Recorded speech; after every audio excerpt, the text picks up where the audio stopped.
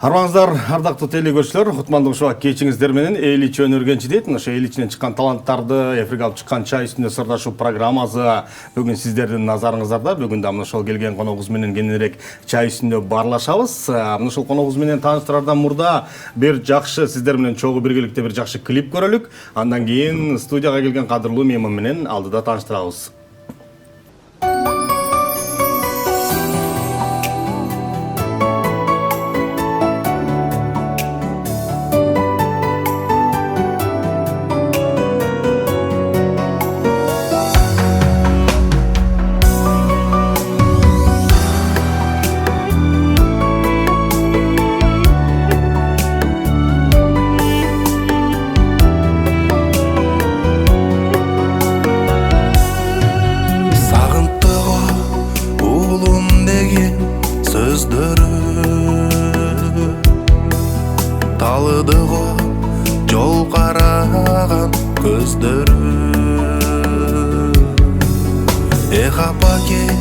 Баратамын алыста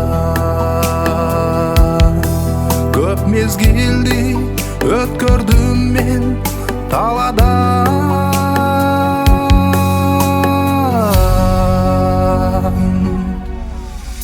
апаке менен баратам апакеме кучак толо гүлдөр берем энекеме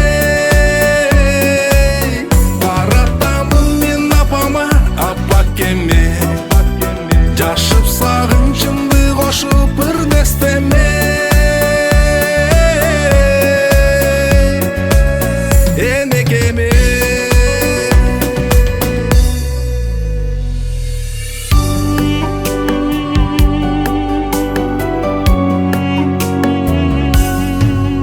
агарды ғой узун кара чачтары бубак басты koyu kara kaşları göz aldığımda durat bar eneke biz üçün sen neçen düşüp tartkanın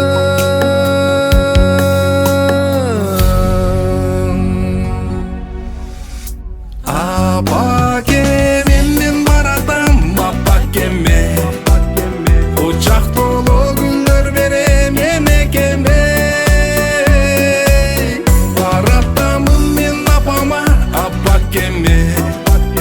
жашып сагынчымды кошуп бир дестеме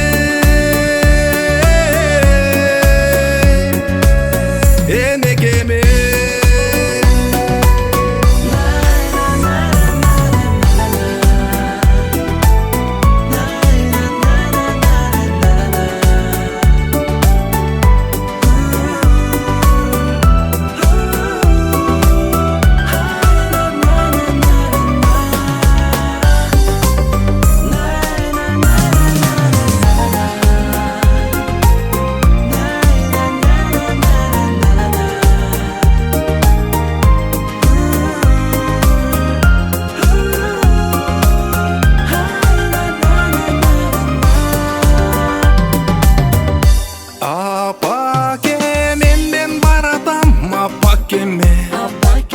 Kucak dolu güller verem enekeme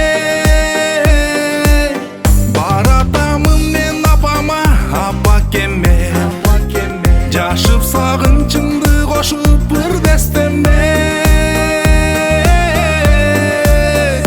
Apake menden baratam apakeme Kucak dolu güller verem enekeme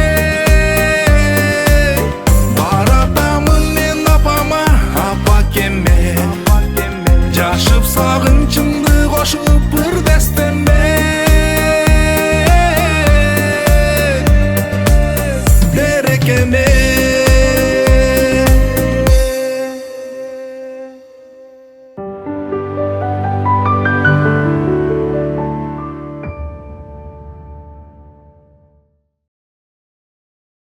Урматтуу телекөрүүчүлөр, бүгүн да ушул чай үстүндө келген коногубуз менен кененирээк баарлашабыз. Негизи эле ушул маданият тармагындагы өнөр адамдарын чакырып, алардын чыгармачылыгында жасап жаткан эмгектери, иштери боюнча кененирээк сүйлөшөбүз. Өзүңүздөр билесиздер, ошондуктан биздин экранга жакыныраак отуруңуздар. Бүгүн да ушул таланттуу ырчы, обончу Замир Алтынбеков агайыбыз келип отурат. Ассаламу алейкум, кош келиңиз.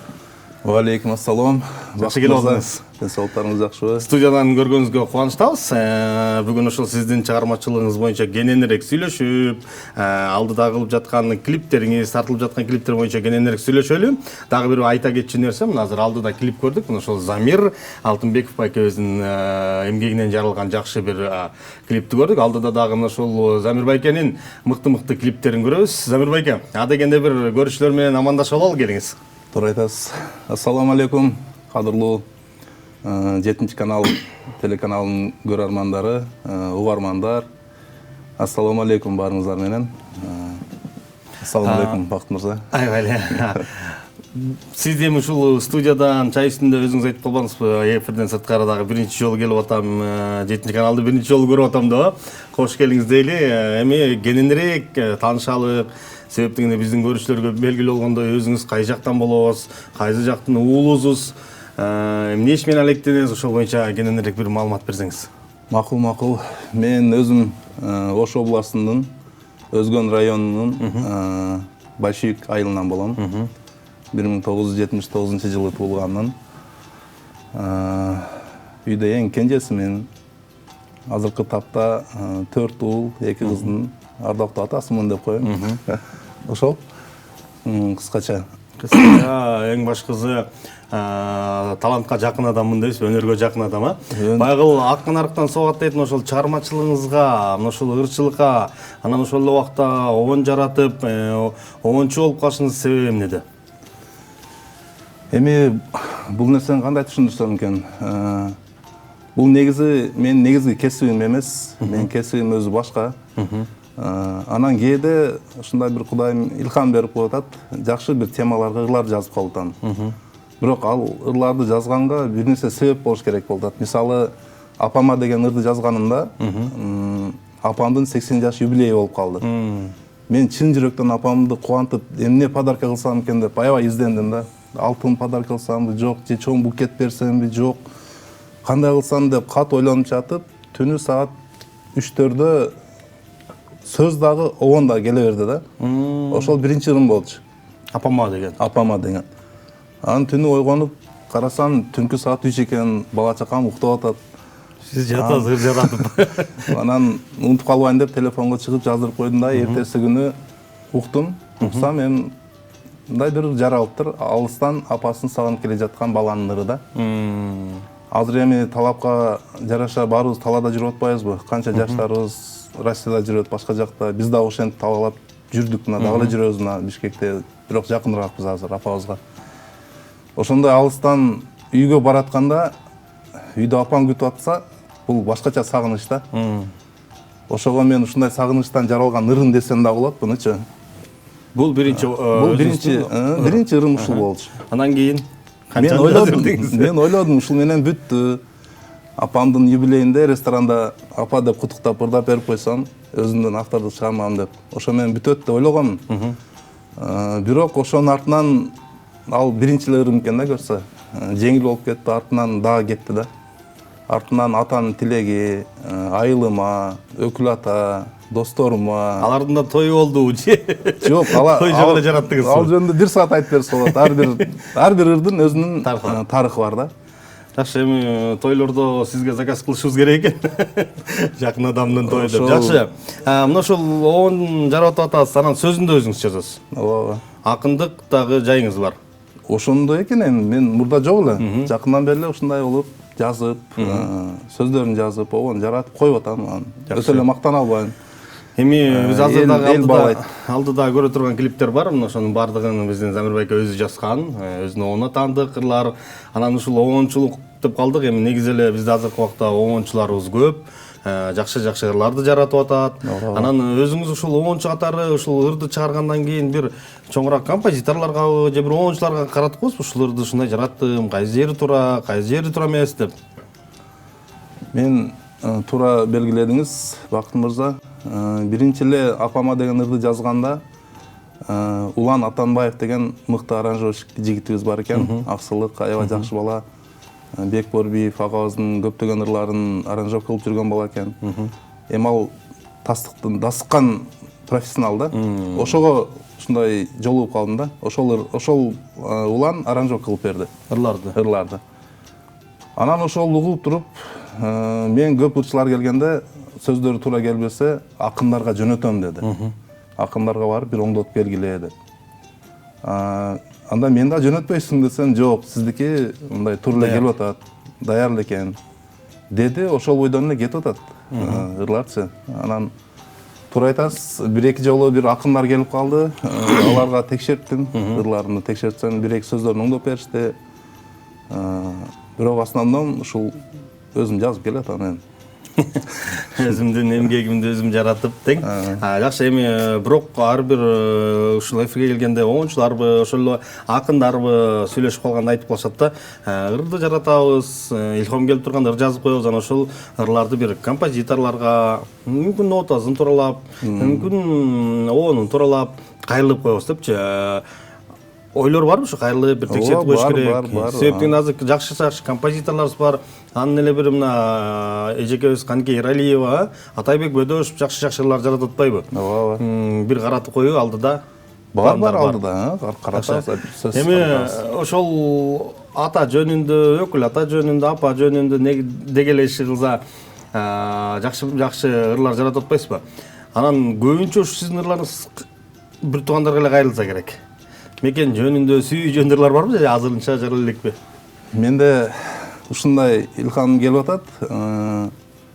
Апа жөнүндө, бир тууган жөнүндө, өкүл ата айттым, айылым, достор, атанын тилеги деп кызыма арнаган, ушундай эле актуалдуу бир темаларга байланыштуу болуп атат да. Азыркы илхам экен, буну атайлап келтире албайт экенсиң. Ошол убакта ошо бардык ырлардын сөзү дагы оонду өзүңүзгө таандык. Сөз дагы, оон дагы өзүмө таандык болуп атат. Эми колдон келишинче жазып, оюмда жүрөктөн нерсени жазып коюп атам. Ага жараша оон чыгып калып атат. Ошол менен ыр жаралып калып атат. Анан эгер чоңураак аттана турган болсом, анда сөзсүз композиторлорго көрсөтүп, минустарды толтура эле болуш керек. Себеби мен өзүм окубагандыктан мындай кандай деп коет? Не деп койчу эле? Сөздөн да чыгып калды. Билимиңиз музыкалык билим жок да. Жетишпейт. Музыкалык билим жетишпейт баары бирче. Бул жон гана келген бир талант ушундай адап койсок. Илхамды калдыңыз ошол адамга эргүү, ошол эле убакта ыр жаратып калыш кайсыл убактарда келет? Түнкү бир убактарда келеби же? Ар кандай болуп калабы? Бир жумушта отуруп, кээде машинада кетип атып. Анда ушул жөнүндө ырларына байланыштырып бир аз кыскача айтып койсом болобу? Апама дегенде айттым.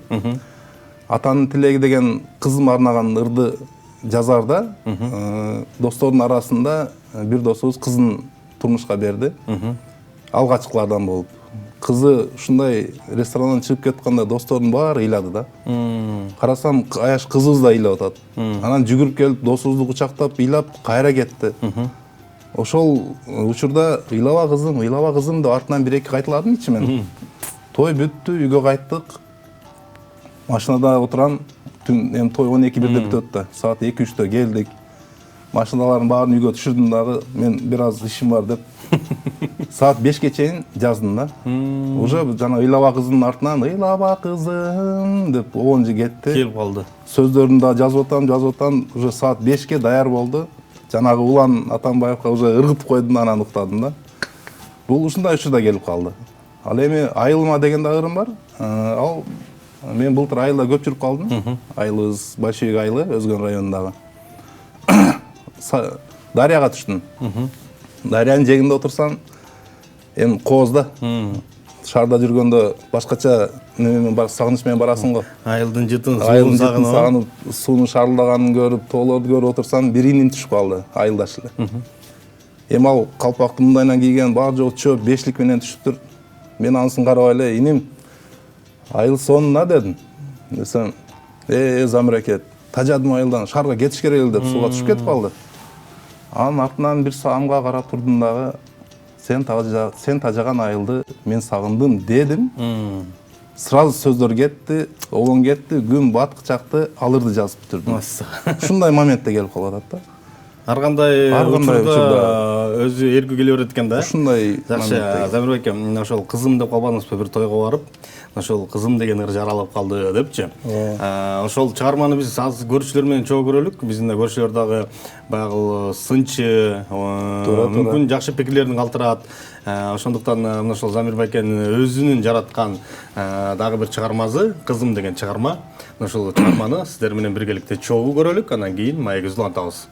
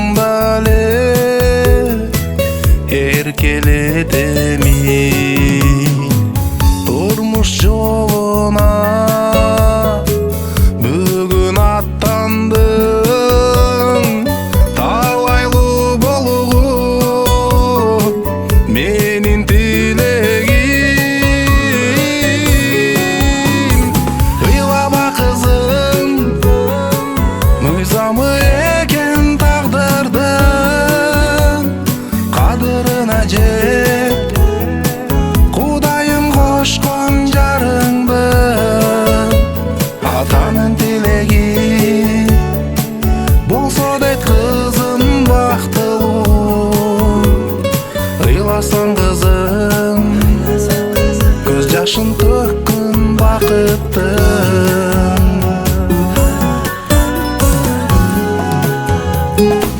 тай басканың бал ширин кези эске саламын эң таттуу сезим кабыл алыңыз кадырлуу кудан аздектеп баккан асыл бермети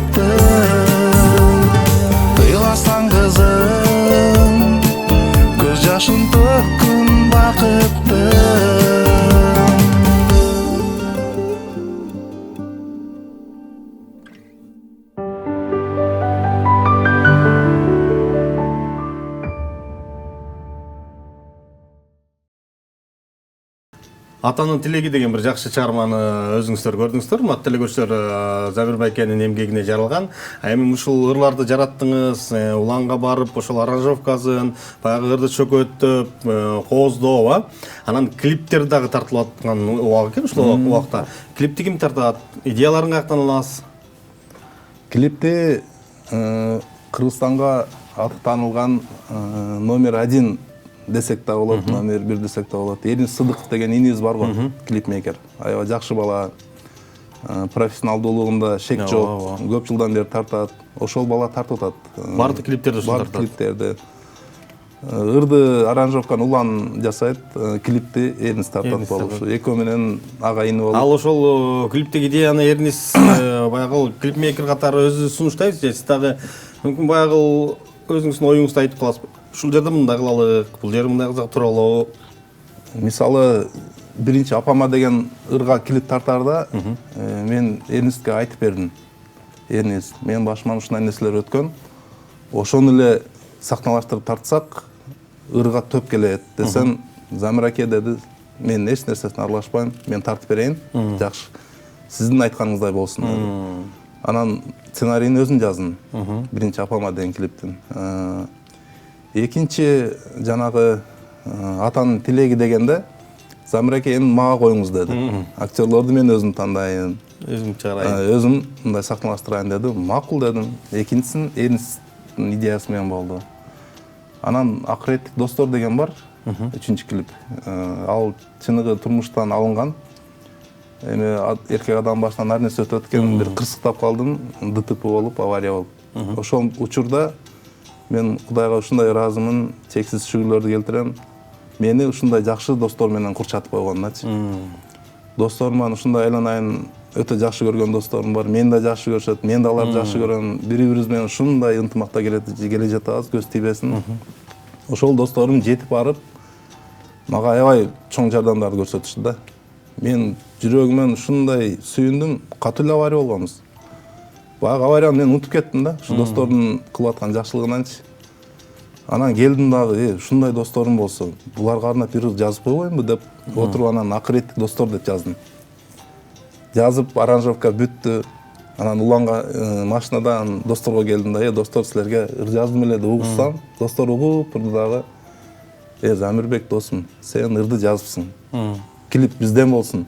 Ушуга бир жакшы сценарий жаз деди. Макул дедим да, достор да көп да, 22 доспуз да. Анан сценарий жаздым. Сценарий жазсам, Эрнис Сыдыков эч жерин өзгөртпөй, ошол бойдон берди. Ошентип Акыреттик достор деген ырда, клипте жаралып калды. Клиптеги актерлор баары досторум, баштан өткөн окуя. Жакшы. Ошондо Замир Байке де баягы айтып коет, жигитке жетимиш өнөр аздык кылат деп, мынакей оончу, сценарист, акын, андан кийин эми клип тартканды үйрөнүп алсаңыз, Замир Байке, анан аранжировканы уландан үйрөнсөңүз, ошо менен бүт эле өзүңүз болуп калат. Ошондой болуп калат. Буйрса. Акыреттик достордой чындыгын эми дос баягы бир оор күндөрдө сыналат деп атпайбы? Ошондо жаныңда болгон, жаныңда курчап турган достор бул чыныгы дос депчи. Анан Замир Байке мына ошол досторуна арнап бир жакшы Акыреттик достор деп досторду дагы эске ала жүргөн экен. Дагы бир кызыгы ошол клиптеги достор аткарган баягы адамдар бардыгы достор. Чыныгы достор, тумуштагы. Чыныгы достордун кандай клип тартылганын сиздер менен биргеликте көрсөк анда. Туура. Балдар, дос дегенде кандай түшүнөсүңөр? Чыныгы дос. Акча дос. Бөлүктүү дос. Дос деген акыреттик болуш керек.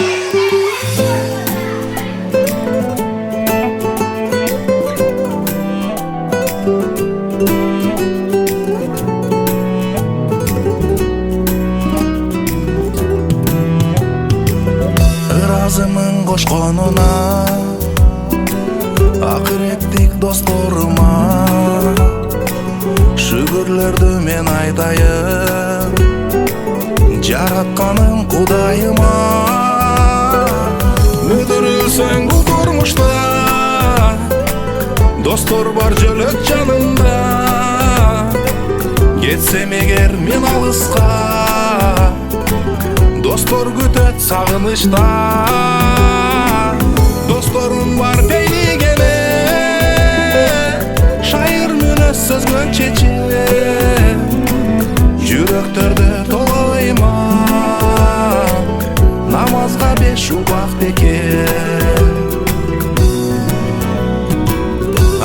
жашоо убакыттар, кайгысы да жыргалы бар. Ошол күндө мен таянар, акыреттик досторум бар. Мүдүрүлсөң бул турмушта, достор бар жөлөк жанымда. Кетсем эгер мен алыска, достор күтөт сагынычта. Досторум бар бейлигене, шайыр мүнөз сөзгө чече. Жүрөктөрдө толойма, намазга 5 убак теке.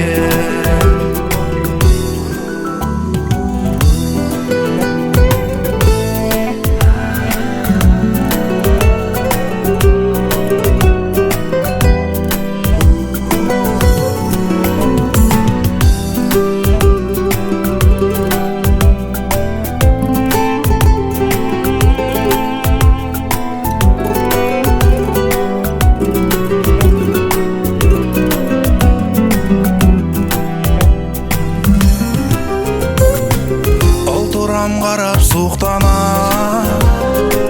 кызарып күн батканына, бата телеп жаратканда, акыреттик досторума. Бүдүрүлсөң бул турмушта, достор бар жөлөк жанымда.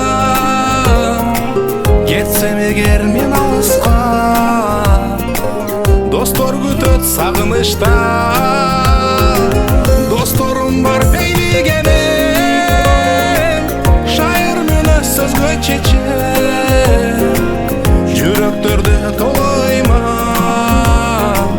намазга 5 убак беке. Жакшылыкта бул турмушта, досторум дайын жанымда.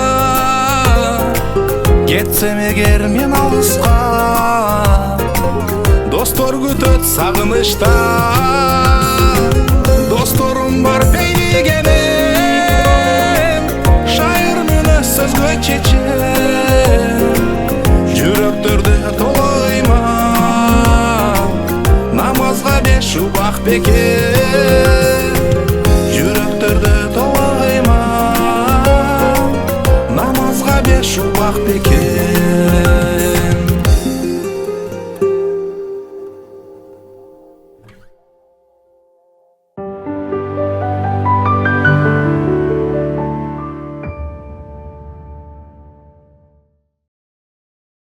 Чай үстүндө сырдашы программасын көрүп жатасыздар, ардактуу телекөрүүчүлөр. Замирбекке чайдан ичип отуруңуз. Ысык чайдан ичип анан маектешели. Ооба. Себеп дегенде сууктун күнү ысык чайдан ичип анан ушундай жылуу жерден маектешкен абдан эле сонун болуш керек, Анан чыгармачылык чөйрөдө жакын адамдар менен тааныштыңызбы? Ушул ырларды жараткандан кийин азырынча өзүңүз менен өзүңүз эле аракет кылып жүрөсүзбү? Өзү негизи силердин кийинки көрсөтүүңөргө бир тема таштап кетсем да болот азыр. Себеби дүйнөнүн 20дан ашуун тилине которулган суунун боюнда деген хитр бар го. Казактар биздики деп жүрбөйбү, чуунун боюнда. Ошол менен бир тууган агамдыкы.